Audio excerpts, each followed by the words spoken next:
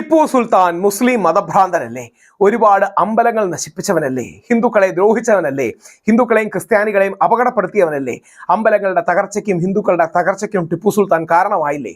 തുടങ്ങിയ ഒരുപാട് ചോദ്യങ്ങൾ നമ്മുടെ നാട്ടിൽ പലരുടെയും മനസ്സിലുണ്ട്. പല തീവ്ര വലതുപക്ഷക്കാരും ടിപ്പു സുൽത്താനെ തെറ്റിദ്ധരിക്കുകയും തെറ്റിദ്ധരിപ്പിക്കുകയും ചെയ്യുന്നു. ടിപ്പുവിന്റെ സത്യം എന്താണ്? അതാണ് നമ്മൾ ഇതിൽ പരിശോധിക്കുന്നത്. നമസ്കാരം. ടിപ്പു സുൽത്താനെ കുറിച്ച് രാഹുൽ ഈശ്വർ പറയുന്നതിനേക്കാൾ ടിപ്പു സുൽത്താനെ കുറിച്ച് ബാക്കി ആരും, ഗാന്ധിയനായ രാഹുൽ ഈശ്വറോ മതേതരവാദികളോ കമ്മ്യൂണിസ്റ്റുകാരോ കോൺഗ്രസ്സുകാരോ ഒക്കെ പറയുന്നതിനേക്കാൾ ടിപ്പു സുൽത്താനെ കുറിച്ച് പഠിക്കാൻ ഏറ്റവും നല്ല മാർഗം RSSന്റെ ഏറ്റവും വലിയ ഇന്റലക്ച്വലായ KR മൽക്കാനി എഴുതിയ പുസ്തകമാണ്. KR മൽക്കാനി എഴുതിയ ഇന്ത്യ ഫസ്റ്റ് എന്ന പുസ്തകമാണ് ഞാൻ കോട്ട് ചെയ്യുന്നത്. ഈ പുസ്തകത്തിന് ഫോർവേഡ് എഴുതിയിരിക്കുന്നത് സാക്ഷാൽ LK അദ്വാനിയാണ്. ഇന്ത്യയുടെ ലോഹപുരുഷായിരുന്ന, ഉപപ്രധാനമന്ത്രിയായിരുന്ന, BJPയുടെ സ്ഥാപക നേതാക്കളിൽ ഒരാളായ ശ്രീ LK അദ്വാനി എഴുതിയ പുസ്തകത്തിൽ ടിപ്പു സുൽത്താനെ കുറിച്ചുള്ള സത്യങ്ങൾ അദ്ദേഹം പറഞ്ഞിട്ടുണ്ട്.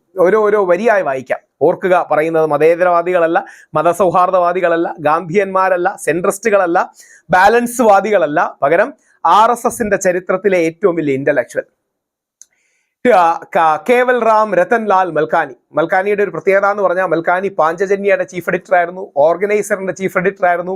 അങ്ങനെ RSSന്റെ എല്ലാ പ്രസിദ്ധീകരണങ്ങളെയും തലപ്പത്തിരുന്ന വ്യക്തിയാണ്. BJPയുടെ സ്ഥാപക നേതാക്കളും BJPയുടെ വൈസ് പ്രസിഡന്റുമായിരുന്നു. എൻ്റെ ഓർമ്മ ശരിയാണെങ്കിൽ അദ്ദേഹം പോണ്ടിച്ചേരിയിലെ ലഫ്റ്റനന്റ് ഗവർണറുമായിട്ടുണ്ട്. 2002, ഒരുപാട് കാലം മുമ്പൊന്നും അല്ല കേട്ടോ, 22 വർഷം മുമ്പ്, 20-22 വർഷം മുമ്പ്, 2002 അദ്ദേഹത്തിന്റെ പുസ്തകം ഇന്ത്യ ഫസ്റ്റ്, അദ്ദേഹം ടിപ്പു സുൽത്താന് വേണ്ടി ഒരു എൻറ്റയർ എസ്സേ മാറ്റി വെച്ചിരിക്കുന്നു. അതിന്റെ ബാനർ അതിന്റെ ഹെഡിങ്, ബാനർ, തലക്കെട്ട് എന്താണെന്നും കൂടി അറിയണം. Greatness of Tipu Sultan.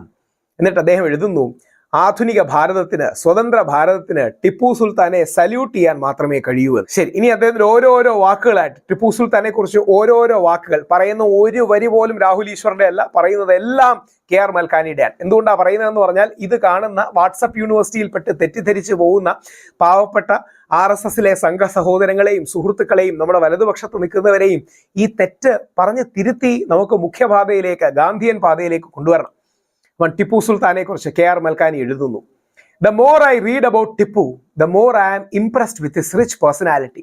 ടിപ്പുവിനെ കുറിച്ച് കൂടുതൽ വായിക്കുമ്പോൾ ടിപ്പുവിന്റെ വ്യക്തിത്വത്തോട് എനിക്ക് കൂടുതൽ ഇംപ്രഷൻ ഉണ്ടാകുന്നു, ആദരവുണ്ടാകുന്നു. എന്നിട്ട് പറയുന്നു, ടിപ്പു ബ്രിട്ടീഷുകാരോട് പോരാടുക മാത്രമല്ല, അദ്ദേഹത്തിൽ സൽഭരണം കാഴ്ചവെക്കാൻ അദ്ദേഹം ഏറ്റവും ശക്തമായ രീതി ശ്രമിച്ചു. Forced labour, torture of suspects, അല്ലെങ്കിൽ ആൾക്കാരെ പീഡിപ്പിക്കുന്നത്, ഫോഴ്സ് ലേബർ തുടങ്ങിയ കാര്യങ്ങൾ അദ്ദേഹം നിർത്തലാക്കി. പ്രൊഹിബിഷൻ, മദ്യമടക്കമുള്ള കാര്യങ്ങൾക്ക് പ്രൊഹിബിഷൻ കൊണ്ടുവന്നു. എല്ലാ 4 മൈലിലും അദ്ദേഹം ഒരു സ്കൂൾ അല്ലെങ്കിൽ വിദ്യാഭ്യാസ സ്ഥാപനം തുടങ്ങാൻ അദ്ദേഹം ഇനീഷ്യേറ്റീവ് എടുത്തു. വെയ്റ്റ്സും മെഷറും പലതും കറക്റ്റ് ചെയ്തത്, അതായത് നമ്മൾ ഉപയോഗിക്കുന്ന വെയ്റ്റ്സും മെഷറും ഉണ്ടല്ലോ, അത് കറക്റ്റ് ചെയ്തത് ടിപ്പുവിന്റെ കാലത്താണ്. എന്നിട്ട് മൽക്കാനി പറയുകയാണ്, ടിപ്പു ഒരു മോഡൽ റൂൾ ഫോർ എൻവയോൺമെന്റലിസ്റ്റുകൾ കൂടിയാണ്, പരിസ്ഥിതിവാദികൾക്ക് ഒരു നല്ല മാതൃകയാണ് ടിപ്പു. അവിടെ ഒരു കാര്യം കൂടെ ഉണ്ട്. മൽക്കാനി തുടങ്ങുന്നത് തിരുവിതാംകൂർ, നമ്മുടെ കേരളത്തിലെ പഴയ തിരുവിതാംകൂർ അടക്കം ആക്രമിച്ചതിൽ ടിപ്പുവിന് തെറ്റുകൾ പറ്റിയിട്ടുണ്ട്, ഇല്ലെന്നാരും പറയുന്നില്ല. പക്ഷേ മൽക്കാനി ആരോടാ കമ്പയർ ചെയ്യുന്നതെന്ന് അറിയാം? മൽക്കാനി കമ്പയർ ചെയ്യുന്നത് സാക്ഷാൽ അശോക ചക്രവർത്തിയോടാണ്. അശോകനും തെറ്റുകൾ പറ്റിയിട്ടില്ലേ? രാജ്യത്തിന്റെ ഭാരത്തിൽ വരുമ്പോൾ, അല്ലെങ്കിൽ രാജാക്കന്മാർ പലപ്പോഴും തെറ്റ് ചെയ്യാറുണ്ട്, അല്ലെങ്കിൽ അവർ സന്യാസിമാരല്ലല്ലോ. പക്ഷെ അവരുടെ തെറ്റുകൾ കൊണ്ടല്ല, അവരുടെ ശരികൾ കൊണ്ടാണ് അവരെ അളക്കേണ്ടത്. ടിപ്പുവിന് എൻവയോൺമെന്റൽ ഫ്രണ്ട്ലി പോളിസി ഉണ്ടായിരുന്നു. എന്നിട്ട് ശരി, ടിപ്പു പറയുന്നത്, ടിപ്പുവിനാണ് ഒരു വൈഡ് ഔട്ട്ലുക്ക്. ഇതൊക്കെ മൽക്കാനിയുടെ വാക്കുകളാണ്. വൈഡ് ഔട്ട്ലുക്ക് പലപ്പോഴും ഉണ്ടായിരുന്നത്. തങ്ങളുടെ കൊച്ചു നാട്ടുരാജ്യങ്ങൾക്കപ്പുറം പല പ്രിൻസസും ചിന്തിക്കാതിരുന്നപ്പോൾ ഇന്ത്യ എന്ന ആശയം, കോൺസെപ്റ്റ് ഓഫ് ഇന്ത്യ ഉണ്ടായിരുന്ന ഒരു വ്യക്തി ടിപ്പുവാണ്, ടിപ്പു മാത്രമാണ്. ടിപ്പു ആ കാലത്ത് പോലും നെപ്പോളിയനുമായിട്ടടക്കം കറസ്പോണ്ടൻസ് ഉണ്ടായിരുന്നു. അമേരിക്കൻ ഡിക്ലറേഷൻ ഓഫ് ഇൻഡിപെൻഡൻസ് അദ്ദേഹം വായിച്ചിരുന്നു.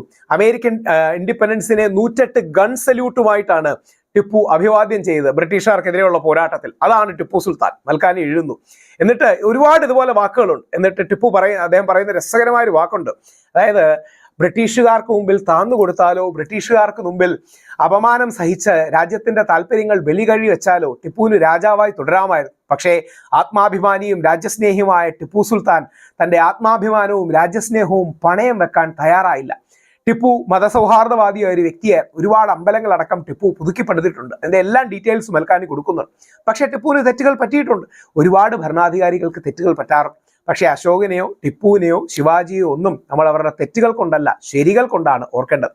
അതുകൊണ്ടാണ് നമ്മുടെ കോൺസ്റ്റിറ്റ്യൂഷനിൽ, ഇന്ത്യൻ ഭരണഘടനയിൽ ടിപ്പു സുൽത്താനും നമ്മുടെ ഝാൻസി റാണിയും ഒരേ പേജിൽ വരുന്നുണ്ട്. ഝാൻസി റാണിയും നമ്മുടെ ലെഗസിയാണ്, ടിപ്പുവും നമ്മുടെ ലെഗസിയാണ്. ടിപ്പുവിനോടുള്ള വിരോധം പലരും പറയുന്നത് ഈ ഇസ്ലാമോഫോബിയ, മുസ്ലിം വിരോധം കാരണമാണ്, അല്ലാതെ ഹിന്ദു സ്നേഹം കൊണ്ടോ അമ്പലങ്ങളുടെ പ്രശ്നമൊന്നും ഉള്ളതുകൊണ്ടല്ല. പകരം എന്തെങ്കിലും ഒരു കാര്യത്തിന്റെ പേര് ഹിന്ദു മുസ്ലിം സ്പർദ്ധ ഉണ്ടാക്കാവുന്ന ചിന്തയാണ്. ടിപ്പുവിനെ വണങ്ങിക്കൊണ്ട് RSSന്റെ മൽക്കാനിയും അദ്ദേഹത്തിന്റെ ഗുരു, അല്ലെങ്കിൽ മൽക്കാനിയെ ഗുരുതുല്യനായി കാണുന്ന LK അദ്വാനിയാണ് ഇതിന് ഫോർവേഡ് എഴുതിയിരിക്കുന്നത്.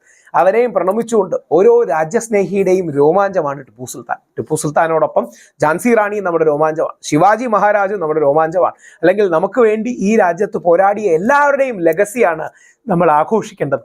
ആ ആഘോഷത്തിൽ ടിപ്പു സുൽത്താനെയും ഝാൻസി റാണിയെയും ശിവാജിയെയും ഒക്കെ കണ്ടെത്താൻ നമുക്ക് കഴിയട്ടെ. അതാണ് ഇന്ത്യൻനെസ്, അതാണ് ഭാരതീയത, അതാണ് നമ്മുടെ സംസ്കാരം. നിങ്ങൾ നിങ്ങളുടെ നിലപാടുകൾ കമന്റ് രൂപത്തിൽ ഇടുക. എല്ലാ കമന്റും ഞാനിത് വായിക്കുന്നുണ്ട്.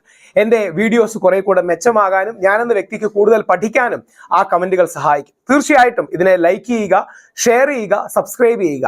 കൂടുതൽ ക്വാളിറ്റി ഉള്ള കണ്ടന്റ്, കൂടുതൽ സമയം ഇതിനുവേണ്ടി സ്പെൻഡ് ചെയ്യാനൊക്കെ അത് വലിയൊരു ഉത്തേജനം ഉണ്ടാകും എനിക്ക്.